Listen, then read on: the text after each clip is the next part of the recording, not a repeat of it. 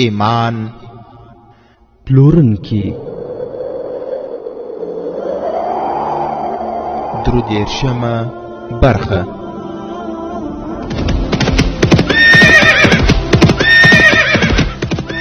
د سلطان صلاح الدین ایوبی رحمه الله د دوران رښتینی کیسې. صلاح الدین پر د غزمکارا پیدا کړه، ته یو بل صلاح الدین پر د غزمکارا پیدا کړه. الحمد لله وكفى والصلاة والسلام على رسوله المصطفى اما بعد. ورونو تاسو واوریدل چې رجب د شوبک کلا ته تللی او هلته د صلیبیانو له پادشاهانو سره د سلطان صلاح الدین ایوبی رحمت الله علیه په وړاندې د دسیسو لړۍ پیل کړې و او صلیبیانو هم د مرستې ژمنه ورسره کړې و او رجب د صلاح الدین ایوبی رحمت الله علیه وژنه په خپل غاړه واخیسته او د صلیبیانو پادشاهانو ته وویل چې دا پر ما. خو هلته بیا خلیفہ هم وفات شو. اوس به تاسو واورئ چې رجب او هغه درې نجونې به څه کارونه سرته ورسوي او بیا به ورسو هغه سودانیانو ته چې مذهبي مشر او دیوتاګان یې مسلمانانو له منځه وړي. دا چې هغه وحشي سودانیان به کوم پلانونه د مسلمانانو په مقابل کې جوړوي دا به هم واوري او دا چې هغه درې نجونې به قاهرې ته ورسیږي او کنه د دې په اړه به هم واوري. خو لومړی به ورسو رجب او کورناټ ته چې د دوی ترمنځ کومې خبرې روانې چې رجب وویل دا کار زه په خپله کوم، ما له حشاشانو سره خبرې کړې. هغوی خو د صلاح الدین ایوبی رحمت الله علیه وژلو ته هم تیار دي. کورناټ وویل تاسې د سودان له لوري په مصر کې ګډوډي پیدا کړه، موږ به له دننه ذهني او نور ډول ډول ورانکاري کوو. دلته په عربو کې څو تنه مسلمانان امیران زموږ په قبضه کې دي، له هغوی نه یو څو یې موږ دومره بېواکه کړي دي چې اوس ترې موږ جزیه اخلو. موږ پرې کوچنۍ کوچنۍ حملې کوو او لږې لږې ځمکې ترې نیسو. تاسې هم د سودان له لوري همدا چار پر مخ بوځئ. په مسلمانانو کې یوازې دوه سړي پاتې دي، نورالدین زنګي او صلاح الدین ایوبی. د دغو دوه د له منځه تللو سره به د اسلامي نړۍ لمر ډوب شي، په دې شرط چې تاسې په خپل عزم باندې ټینګ اوسئ. او دې خبرې ته خو اړتیا نشته چې مصر به ستاسې وي، یعنې که چېرته دغه کارونه تاسې سر ته ورسوي مصر به هم ستاسې ولکې ته درکړي او تاسې به د هغه ځای مشر وټاکئ. تر دغه ډول بنسټیزو خبرو اترو څخه وروسته تر ډیره د هغوی ترمنځ په لارو چارو خبرې روانې وي چې په کوم ډول باندې خپل پلانونه تطبیق کړي. خو بالاخره د دوی غونډې پای وموند او رجب ته درې ښکلې نجونې او طلایي سکې ورکړل شوې. هغه ته د قاهرې د دوه سړیو پتې هم ورکړل شوې. له هغوی نه یو ته باید دا درې نجونې رسول سوي وای. له دوه سړیو نه یو د صلاح الدین ایوبی د نظامی ادارې لومړی افسر فیض الفاطمی و. ورونو ستاسې خو به په یاد وي چې کله خلیفه وفات کېده نو هغه ډاکټر ته د فیض الفاطمی نوم هم اخیستی. خیر وروسته به تفصیل راسي. رجب ته دا ونه ویل شو چې نجونې به څه ډول استعمالول کېږي. هغه هم دومره وویل چې فیض الفاطمی زموږ سره اړیکې لري. هغه د نجونو په استعمال پوهېده او نجونو ته هم معلومه وه چې هغوی باید څه وکړي. درې واړه نجونو مصري عربي په رواني سره ویلی شو او ښې روزل سوي وي. په هماغه ورځ یې درې نجونې او 10 کسه ساتونکي له رجب سره ولېږل. هغه باید تر ټولو لومړی د سودان هغې غرنۍ سیمې ته تللی وای چیرې چې به نجلۍ قرباني کېده او دا هماغه سیمه وه چې د سلطان صلاح الدین ایوبی رحمت الله علیه پوځ ام عراره د حبشانو له ولکې خلاصه کړې وه او د هغوی مذهبي مشر پروحت یې وژلی و. د فرعونیانو د وختونو ودانۍ یې ویجاړې کړې وې. رجب د سودانیانو له ماتې او د العاده تر عزل کېدو وروسته همدې سیمې ته ورغلی و او هلته یې خپله قرارګاه جوړه کړې وه. هغه په خپله شاوخوا کې د سودانیانو هغه قبیله راټوله کړې وه چې دینی مشر پروحت یې سلطان صلاح الدین ایوبی وژلی و. هغو خلکو دې ځای ته تر اوسه د دیوتاګانو مسکن وایي او غرونو ته دننه نه ورتل. هلته یوازې څلور زاړه حبشان ورتل په هغوی کې یو د دې قبیلې مشر هغه خپل ځان د وژل شوي دیني مشر په ځای ګاڼه او درې سړي هم د ځان د ساتونکي په توګه ټاکلي چې له هغه سره به غرنۍ سیمې ته ورتلل. رجب د دغې کوچنۍ سیمې په یوه برخه کې بل پټ ځای د ځان لپاره جوړ کړی و. کله چې د خلیفه له دربار څخه وتښتېده دغلته ورغی او بیا په مصر کې له ډېرې ویرې څخه د کوم جاسوس په واسطه باندې فلسطین ته بوتلل شو. د حبشانو دا قبیله چې انګوک ورته ویل کېده په ویره کې یو خو د هغوی د دیوتا قرباني پوره سوې نه وه، بل یې پروح یعنی دیني مشر وژل سوی و، او دریم د هغوی د دیوتا بت او هستوګنځای تباه سوی و. څلورم مصیبت پرې دا نازل سوی و چې د هغوی د قبیلې سلونه ځوانان د دیوتا د سپکاوي د انتقام اخیستلو لپاره لاړل، خو هغوی هم ماتې وخوړه او زیاتره یې ووژل شو. په دغه قبیله کې کور په کور ماتم د وژل شوي دیني مشر په ځای ناست چې کله د خپلې قبیلې دا حال ولیده نو هغه لومړی کوم کار وکړ؟ ورونو هغه ټوله قبیله راټوله کړه او هغوی ته یې وویل چې د دیوتاګانو نهنګان وږي دي، د هغوی نسونه ډک کړي. حبشانو یو اوښ نوي دیني مشر ته ورکړ. دا څاروی تر څو ورځو پورې نهنګانو ته په ډنډ کې اچول کېده، خو د قبیلې ویره کمه شوې نه وه.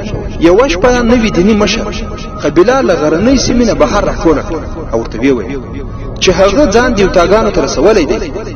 هغوی دا اشاره کړې څنګه چې نجلۍ قرباني شوې نه ده نو ځکه په قبیله باندې مصیبت نازل شوی. دیوتاګانو ویلي دي چې اوس به په یو ځل د یوې په ځای باندې دوه نجونې قرباني کوي، نو مصیبتونه به هم تل کېدای شي او که نه نو دیوتاګان به ټوله قبیله آرام ته پرېنږدي. دا د هغوی وحشیانو عقیده وه. دیني مشر دا هم وویل چې نجونې باید له انګوک قبیلې څخه نه وي او له سودان نه هم نه وي، هغه باید سپین پوستي وي. د همدومره خبرې اورېدل چې د قبیلې زیات شمېر زړور ځوانان ودرېدل. هغوی وویل چې له مصر څخه به دوه پرنګۍ یا مسلمان نجونې راولي، خو له بلې خوا نه رجب دغه سیمې ته را روان و او درې پرنګۍ نجونې یې له ځانه سره هم راوستې وې. د هغه سفر ډېر اوږد او ستومانوونکی او خطرناک هم و. هغه د سلطان صلاح الدین ایوبي تښتېدلی او باغي افسر و. هغه ته څرګنده وه چې د سلطان صلاح الدین ایوبي پوځ به په سرحدونو کې ګزمې پیل کړي وي، نو ځکه هغه خپل کاروان په یوه اوږده لاره روان کړی و. د هغه په قافله کې درې اوښان چې په هغو باندې اوبه، خواړه او نور شیان د صلیبیانو لخوا څخه ورکول سوي وو. نور ټول پر اسونو سپاره وو. د څو ورځو اوږد واټن وهلو وروسته هغه د دیوتاګانو غرني استوګنځای ته ورسېد. تر دې یوه ورځ دمخه دیني مشر ویلي و چې د دوه سپین پوستو او غیر حبشي نجونو قرباني ورکول دي. رجب تر ټولو لومړی له دیني مشر سره ولیدل. دیني مشر له هغه سره درې سپین پوستې نجونې ولیدې. د دغو ښکلو نجونو په لیدو د هغه سترګې روښانه شوې. دا نجونې د قربانۍ لپاره موزونې وې او په هغو شرایطو برابرې وې چې دوی به د دغو بت په اروا باندې قرباني کولې. هغه دیني مشر د رجب څخه د نجونو په باب باندې پوښتنه وکړه. نو رجب هغه ته وویل چې دا یې د یو خاص مقصد لپاره له ځانه سره راوستې. رجب نجونې له ځان سره په غرنۍ سیمه کې یوه ښکلي او سرسبزه ځای ته وروستې چې د درې خواوو نه د غونډیو په منځ کې وه. رجب هلته خپلې خیمې ودرولې. رجب په پټه د یو داسې وخت په لټه کې و چې په قاهره کې دا درې نجونې هغو دوه سړیو ته ورسوي چې صلیبیانو ورښودلي. د نجونو د آرام او اسوده ساتنې لپاره پوره ترتیبات موجود وو. رجب همالته د شرابو بندوبست هم کړی و، خو کله چې شپه راغله د شپې یې د سفر څخه د راستنېدو په مناسبت باندې جشن جوړ. پر صلیبي ساتونکي هم شراب وڅښل او نجونو ته هم شراب ورکړل. تر نیمایي شپې وروسته چې کله ساتونکي او د هغوی یو څو ملګري چې د مخه هلته موجود وو ویده سول، نو رجب هم د دغسې یو موقع په لټه کې. نو رجب یوه نجلۍ له لاسه ونیوه او خپلې خیمې ته یې بوتله. نجلۍ د هغه په نیت پوه شوه. هغې ورته وویل زه فاحشه نه یم، زه دلته د صلیب د راسپارل شوې دندې د ترسره کولو لپاره راغلی یم. زه له تاسو سره شراب څښلی شم خو بدکاري نه منم. رجب هغه په خندا کې د خپلې خیمې په لور کش کړ خو نجلۍ ترې خپل لاس خلاص کړ. رجب چې بیا لاس ور واچاوه نجلۍ منډې کړې او د خپلو ملګرو خواته ورغله. هغوی دواړه هم له خیمې راووتل. هغوی د رجب د پوهولو کوښښ وکړ چې هغوی ته د فاحشو په نظر نه ګوري. په دغه حالت کې رجب ته غوسه ورغله او ویې ویل زه پوهېږم چې تاسې څومره پاکې سپېڅلي بې حیایي ستاسې کسب دی. نجلۍ وویل د دې کسب نه موږ هغه ځای کار اخلو کوم ځای چې زموږ د مسؤلیت لپاره ضروري وي. موږ د عیاشۍ په خاطر عیاشي نه کوو. رجب د هغوی په یوه خبره پوهېدل نه غوښتل. په آخر کې نجونو هغه ته وویل زموږ سره لس ساتونکي دي. هغوی زموږ د ساتنې لپاره راغلي. هغوی سبا بیرته ځي. که موږ د هغوی اړتیا احساس کړه نو موږ یې له ځانه سره ستنولی شو او یا پخپله له دې ځایه تللی شو. رجب غلی شو خو د هغه له رنګه څرګندېده چې نجونې به ونه بهي. خیر هغه شپه هم تېره شوه. بله ورځ رجب له فلسطین نه راغلي ساتونکي رخصت کړه. ورځ په تېرېدو وه او د ماښام په مهال رجب له نجونو سره کېناست. د یو ځای او بل ځای خبرې یې کولې چې په همدغه حالت کې مذهبي مشر له خپلو څلورو ملګرو سره راغی. هغه په سوډاني ژبه رجب ته وویل زموږ د یو تار نه خفه دی. هغه د دوو پلنګیو یا مسلمان نجونو قرباني غوښتې ده. دا نجونې د قرباني لپاره موزونې دي. له دوی څخه یې دوه نجونې موږ ته راکړه. د رجب دماغ چکر وکړ. ځواب یې ورکړ دا نجونې د قربانۍ لپاره نه دي. موږ د دوی نه ډېر کارونه اخیستل غواړو او د همدوی په لاسونو به ستاسې د دیوتاګانو دښمن وژنو. خو مذهبي مشر وویل ته دروغ وایې. تا دا نجونې دلته د تفریح لپاره راوستې. موږ به د دوی نه دوه قرباني کوو. رجب ډېر دلایل وویل خو مذهبي مشر یو دلیل هم ونه مانه. د هغه په دماغ کې د یو تاس کور و. هغه پاڅېد او د دوه نجونو په سرونو یې بیا لاس راکش کړ. ویې ویل دا دواړه د دیوتا لپاره دي. د انګوک نجات د دغو دوو په لاسو کې دی. دا یې وویل بیا ودرېد. رجب ته یې وویل د نجونو د تښتولو کوښښ ونه کړه. ته پوهېږې چې موږ به بیا تا حتما پیدا کوو. خو نجونو په دغه حالت کې د سوډاني په ژبه نه پوهېدې. فقط ورته کتلې. حبشي مذهبي مشر فروح د هغوی په سرونو لاس کېښود. په دغه حالت کې چې نجونو ولیدل رجب یې ورخطا ولید. د هغه نه یې پوښتنه وکړه چې دې حبشي څه وویل. رجب هغوی ته په څرګنده وویل چې د قربانۍ لپاره یې غواړي.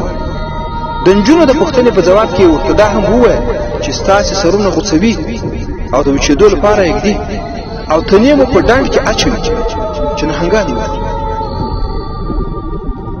د نجونو رنګونه والوتل. هغوی له رجب نه وپوښتل چې د هغوی د ساتنې لپاره یې سپیکر سنجولی دی او که نه. رجب جواب ورکړ ما د هغه د پوهولو لپاره ټول دلایل وویل خو هغه یو هم وانه ورید. زه د دې خلکو په لاسو کې زه خو دوی له ځانه سره ملګري کول غواړم او دوی هم زما په پوځ کې شاملېدو ته تیار دي. خو په خپله عقیده کې دومره پاخه دي چې لومړی به دیوتاګان خوشحالوي بیا به زما خبره اوري. د رجب له خبرو هغوی اټکل وکړ چې هغه یې له دغو وحشیانو څخه ژغورلی نیسي او یا خو د هغوی د خوښۍ په خاطر د خلاصون هڅه نه کوي. هغوی تېره شپه د رجب د نیت یو څرک لیدلی هم و. هغوی ترې ناهیلي سوي وي او رجب هغوی ته دا رسمي ډاډ هم ورنه کړ چې ګوندې هغوی به وژغوري. خیر په دغه حالت کې نجونې هم خپلې خیمې ته ولاړې. هغوی په حالاتو باندې غور وکړ او دې نتیجې ته ورسېدې چې هغوی دلته د رجب د عیاشۍ او یا د حبشي دیوتاګانو د قربانۍ لپاره راغلي نه دي. هغوی بې هدفه مرګ نه غوښت. له هغه ځایه د تېښتې اراده وکړه. خو په دغه حالت کې دې ته هم متوجه سوې چې تېښته او فلسطین ته په خیر رسېدل دا هم اسان کار نه و. خو بله لار هم نه وه. دا نجونې یوازې ښکلې او ژغورونکې نه وې بلکې د اسوارۍ او نظامي زده کړو روزنه یې هم لیدلې وه چې د اړتیا په وخت کې ځان له هغه ځایه څخه وژغوري. هغوی پرېکړه وکړه چې له دغه ځایه به فلسطین ته تښتي. هغه شپه ارامه تېره شوه.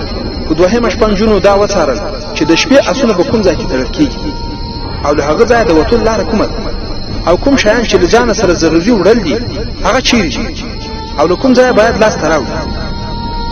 کله چې شپه تېره شوه په سبا باندې هغه وحشي حبشي مشر بیا راغی او له رجب سره یې خبرې وکړې او بېرته ولاړ.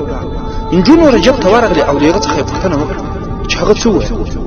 رجب هغوی ته وویل چې سبا شپې ته مو له دې ځایه ولي هغه ماته اختار هم راکړ چې کوم مانعات دی وکړ و به دی وژنو او د نهنګانو په ډنډ کې به دی واچو خو نجونې ډېرې هوښیارې او په دغه حالت کې نجونو هغه ته دا ونه ویل چې د تېښتې پرېکړه یې کړې ځکه چې هغوی د رجب په نیت شکمنې شوي وي هغوی ډېرې ځیرکې نجونې وي له رجب سره یې داسې خبرې وکړې او داسې خبرې یې د هغه له خولې وایستې چې له هغې نه دا څرګندېده چې د هغوی د ژغورنې په ځای رجب حبشان خوشحالوي چې همالته یې پټ وساتي او د صلاح الدین ایوبي پر خلاف پوځ تیارولو کې ورسره مرسته وکړي له نجونو سره ګمان هم پیدا شو چې رجب به د داسې قیمت ورکولو په بدله کې د خلاصون هڅه وکړي چې هغوی ورکول نه غوښتل ټوله ورځ په همدې شش پنج کې تېره شوه د رجب په خیال کې هم دا تېره نه شوه چې ګوندې نجونې به وتښتي رجب په دې خبره هم شکمن نه شو چې کله نجونو ورته وویل چې په دې دوزخي بیدیا کې د دومره سرسبزې سیمې موجودیت یوه طبیعي حیرانوونکې خبره ده راځه لږ سیر خو راباندې وکړه رجب هغوی شاوخوا وګرځولې ناڅاپه هغوی ویرونکي ډنډ ته ورسېدې چې په غاړه یې 5-6 نهنګان ناست وو د ډنډ اوبه چټلې او بدبویې وې یوې نجلۍ وویل داسې ښکاري لکه د دې غونډۍ په منځ کې چې یوه چینه وي ټولو چې کله دغه ډنډ ته وکتل یوې نجلۍ چیغه کړه اوبه د غونډۍ په اوږدو کې په سمڅه کې ننوتلې وې رجب وویل دغه دي هغه نهنګان چې ګناهګار سړي او قرباني نجونې ورته اچول کېږي د داسې ویرونکي منظرو په لیدو د نجونو د تېښتې اراده نور هم پخه شوه هغوی د سیل په پلمه باندې د تېښتې لاره په غور سره وکتل او داسې نرمه ځمکه یې هم صحیح کړه چې د اسونو له سمانو سره غږ نه پیدا کېده د هغوی د سیل د هیلې تر شا همدا هدف او بس بلې خواته حبشي دیني مشر په نږدې کلي کې ناست او خلکو ته یې زیری ورکاوه چې د قربانۍ لپاره یې نجلۍ لیدلې او قربانۍ به له نن څخه 4 شپې وروسته کېږي چې د 14مې سپوږمۍ به وي هغه وویل چې قربانۍ به د دیوتاګانو په هستوګنځای کې او د معبد په کندرو کې کېږي له هغې وروسته به دا معبد موږ خپله جوړوو او چې کله معبد جوړ شي بیا به له هغې قوم نه بدله اخلو چې زموږ د دیوتاګانو سپکاوی یې کړی په دغو حالاتو کې دا ورځ هم تېره او نیمه شپه وه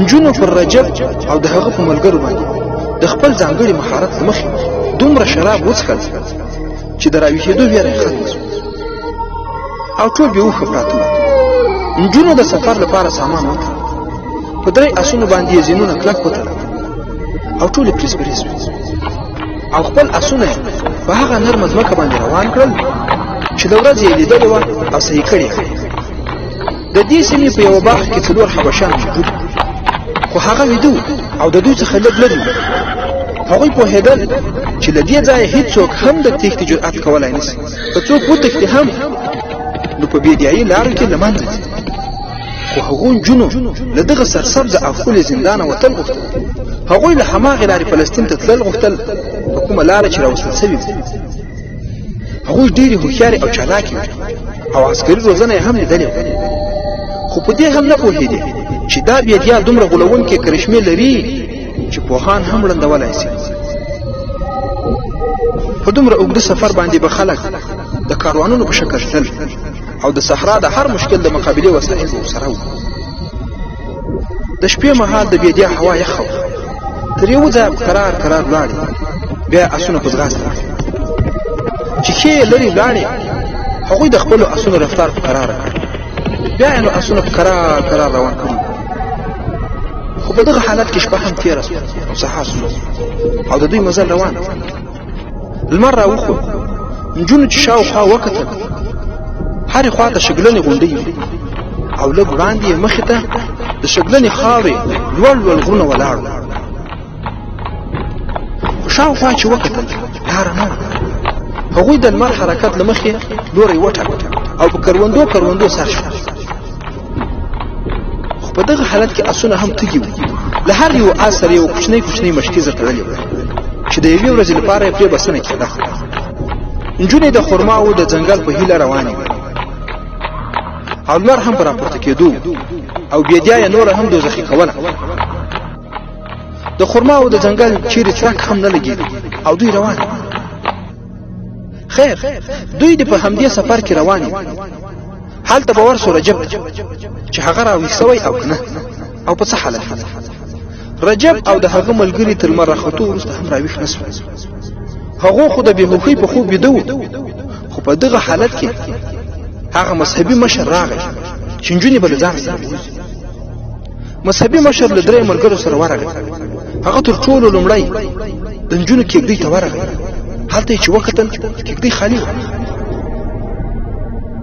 هغه راغی د رجب کېږدۍ او هغه یې راپورته او ورته ویې ویل دواړه نجونې ما ته راوسپاره رجب له ځانه سره وګړېد او د دیني مشر د قایل کولو کوښښ یې کوي چې هغوی باید دا نجونې قرباني نه کړي هغه ورته په تفصیل سره وویل چې نجونې یې د څه لپاره راوستې خو مذهبي مشر د هغه یوه خبره هم ونه منله رجب خپل ملګري راپورته کول غوښتل خو حبشانو ونیو دیني مشر ترې پوښتنه وکړه نجونې چیرې دي رجب له هماغه ځایه نجونو ته غږ وکړ خو له هغې لورې یې څه وانه ویل په کېږدۍ کې یې نجونې وکتلې خو هلته هېڅوک هم نه وو ناڅاپه یې د اسونو زینونو ته وکتل 3 زینونه نه وو چې اسونه یې وکتل 3 اسونه هم نه رجب مذهبي مشر ته وویل هغوی ستاسې له ویرې تښتېدلې تاسې ډېرې د کار نجونې تېښتې ته اړ کړې دیني مشر وویل تا تښتولې او خپلو 3 حبشانو ته یې د رجب په باب باندې څه وویل ده یوسوی او ویې تړې ده د انګوب دیوتا بیا خفه کړ